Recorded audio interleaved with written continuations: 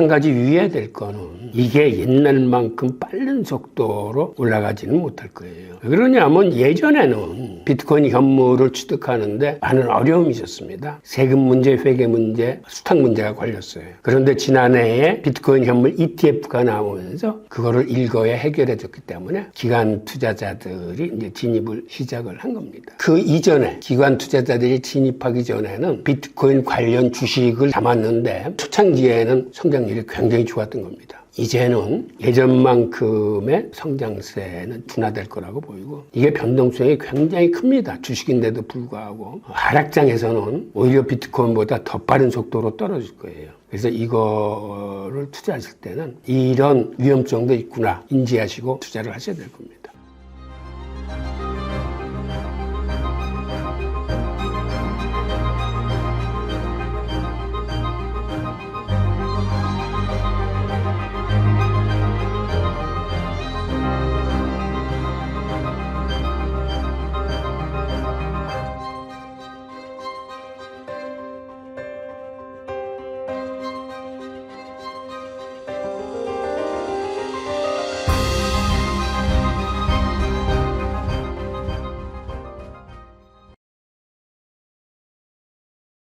결론부터 말씀드리면 지금 시작해도 괜찮습니다. 이런 건 있어요. 이 주식이 변동성이 굉장히 심합니다. 그래서 변동성 노출을 줄이기 위해서는 저는 이 주식도 적립식 장기 투자를 추천합니다. 가장 큰 장점은 매수 단가를 평준화하는 의미가 있습니다. 이거를 여러 차례 분할 투자를 하면은 매수 단가가 평준화되면서 변동성 노출을 많이 줄일 수가 있습니다.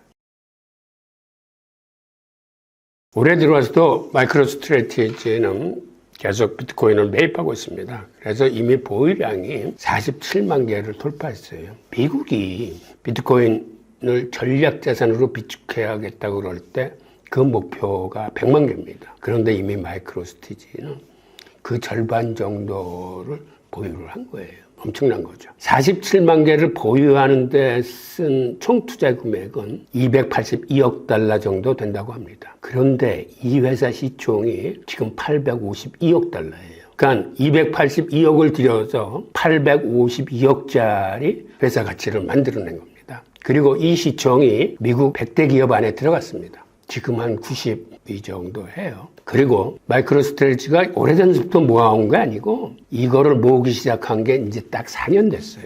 근데 4년 동안에 이 회사 주식의 상승률은 1620%입니다. 비트코인 상승률보다 3.6배나 더 올랐어요. 비트코인에 투자하는 것보다 이 회사 주식에 투자를 했으면 상승률이 360%가 더 높았다는 거예요. 이 회사가 최근에 하고 있는 전략은 3년에 걸쳐서 21 플랜이라고 해가지고 유상증자 210억 달러, 그 다음에 전환사채 210억 달러, 425억 달러의 자금을 만들어가지고 이걸 계속 비트코인을 사겠다는 겁니다. 그래서 궁극적인 그들의 계획은 향후 보유량이 지금은 한 1.7%, 즉 비트코인 전체 유동 공급량의 1.7% 정도인데 10년 후에는 4% 이상으로 가져가겠다. 그리고 궁극적으로 이 회사 시총이 1조 달러에 도달하면 세계 최초로 비트코인 은행을 설립하겠다는 게 이 회사의 계획입니다. 그런데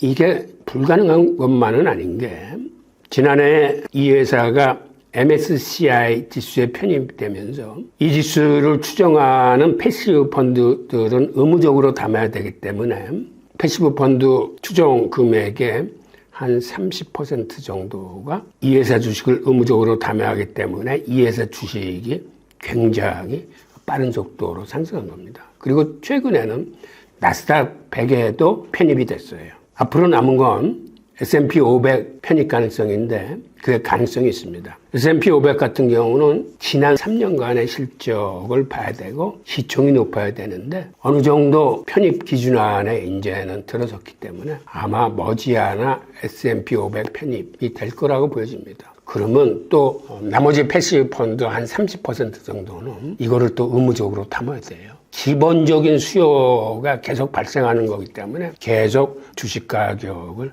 끌어올리게 될 겁니다. 그런데 한 가지 유의해야 될 거는 이게 옛날만큼 빠른 속도로 올라가지는 못할 거예요. 왜 그러냐면 예전에는 비트코인 현물을 취득하는데 많은 어려움이 있었습니다. 세금 문제, 회계 문제, 수탁 문제가 걸렸어요. 그런데 지난해에 비트코인 현물 ETF가 나오면서 그거를 일거에 해결해 줬기 때문에 기관 투자자들이 이제 진입을 시작을 한 겁니다. 그 이전에 기관 투자자들이 진입하기 전에는 비트코인 관련 주식을 담았는데 초창기에는 성장률이 굉장히 좋았던 겁니다. 이제는 예전만큼의 성장세는 둔화될 거라고 보이고 이게 변동성이 굉장히 큽니다. 주식인데도 불구하고 하락장에서는 오히려 비트코인보다 더 빠른 속도로 떨어질 거예요. 그래서 이거를 투자하실 때는 이런 위험성도 있구나 인지하시고 투자를 하셔야 될 겁니다. 그리고 MSTR 같은 비트코인 수혜주들이 생각보다는 굉장히 많습니다. 지금 화면에 보이는 것처럼 비트코인을 보유하고 있는 기업이 이렇게 많고 또 최근에는 이 MSTR 전략을 따라하는 회사들이 많이 늘어났어요. 6개월 사이에 자그마치고는 1200%가 올랐어요. 이게 넥슨 일본 지주회사입니다. 넥슨은 우리나라나 미국에서 상장을 안 하고 일본 주식시장에 상장을 해서 지금 이게 표시는 일본 걸로 나와 있지만 아시다시피 넥슨은 우리나라 게임 기업입니다. 옛날 돌아가신 창업주께서 해안이 있어가지고 아주 쌀 때 비트코인을 사가지고 지금은 이렇게 당당하게 순위 안에 들어가는 그런 회사가 됐습니다.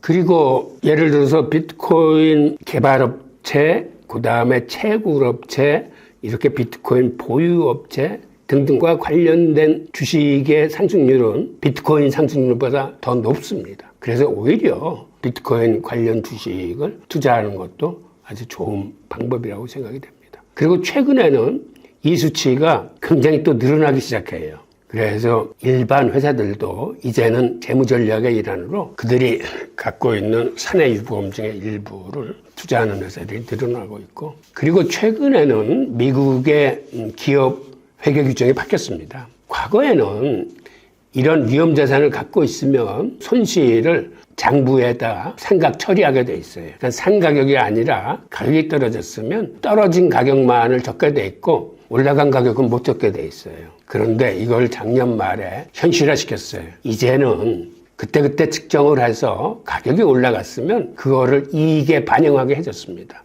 그래서 요번에 테슬라가 실적 발표를 했을 때 순이익 중에서 6억 달러는 비트코인 본 이익금이었어요. 그래서 이제는 기업들이 재무전략의 일환으로서 비트코인을 매입하려는 기업들이 생각보다는 많이 늘어났고 그거를 뒷받침할 만한 회계 규정도 새로 바뀌었기 때문에 이제는 많은 기업들이 참여할 걸로 보입니다.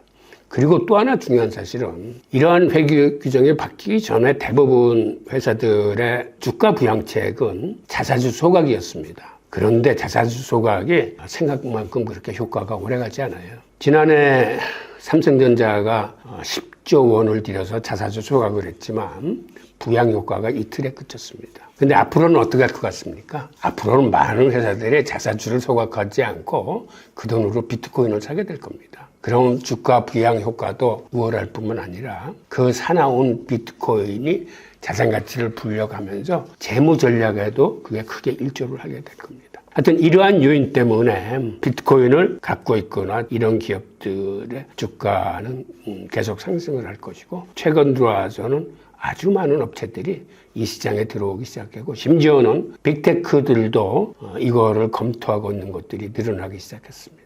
이 MSTR 주식이 최근 1년 사이에 100% 정도 늘었는데 그리고 지난 4년 동안에는 1620%가 늘어서 비트코인 상승률 426%에 3.6배 정도 수익률이 더 많았습니다. 주식시장에서도 우리는 엔비디아가 굉장히 빠른 성장을 보였다고 생각하지만 엔비디아보다도 훨씬 빠르게 가격이 오른 게 MSTR입니다. 빅테크들의 지난 4년간 수익률이 243%에 비해서 1620%는 어마어마한 거죠. 이렇게 비트코인 증권화에 성공한 이유는 우선 대중 접근성이 획기적으로 쉽다는 겁니다. 그러니까 이건 주식이니까 암호화폐를 사자 그러면 여러 가지 인증을 거쳐서 좀 어려운 사람들도 있는데 이거는 보통 주식하는 사람들은 쉽게 살 수 있는 거니까. 그리고 과거에는 기관들이 접근하기 힘들었던 비트코인 대신에 일반인들이 접근할 수 있고,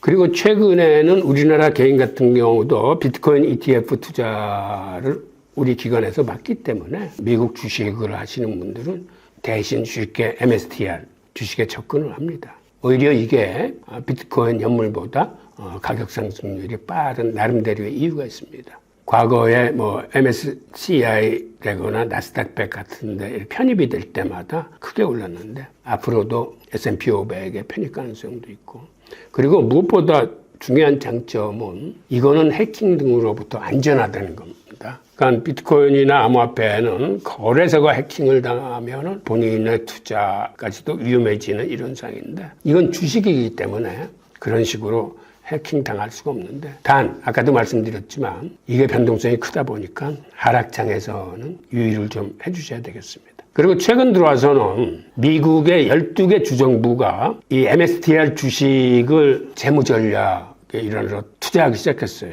그래서 지금 화면에 보이는 이 주정부들, 아리조나서부터 위스콘신에 이르기까지 12개 주정부가 3억 3천만 달러의 투자를 했는데, 이렇게 주정부가 직접 나서서 이렇게 경쟁적으로 한다는 얘기는 국부 펀드나 연구기금이나 대학 펀드들이나 앞으로 이런 것들이 가세할 가능성이 큽니다. 실제로 지금 미국의 유명 투자 회사들이 이것들을 계속 공격적으로 투자를 시작하기도 했습니다.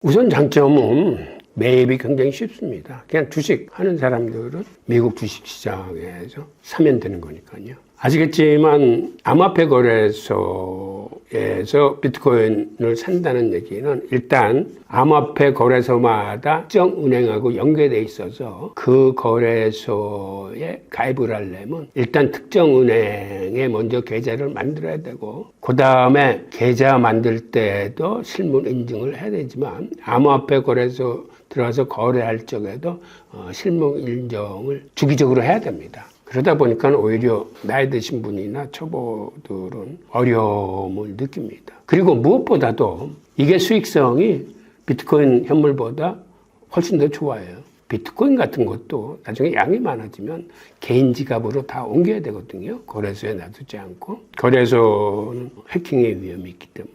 그런 면에서 상대적으로 우월합니다. 저는 적립식 장기 투자를 권합니다. 왜 그러냐면 이 주식도 비트코인보다 오히려 변동성이 더 심합니다. 그러니까 변동성에 노출되는 걸 가능한 줄여야 돼요. 그런데 그 줄이는 가장 좋은 방법이 분할 투자입니다. 즉 적립식 장기 투자를 하게 되면 매입 단가를 평준화시키기 때문에 저는 여러분들한테 적립식 장기 투자를 추천드리겠습니다. 그리고 지금 보이는 이 내용이 적립식 장기 투자의 장점을 정리한 거니까 이거를 한번 읽어보십시오. 자, 오늘의 얘기는 여기까지입니다. 감사합니다.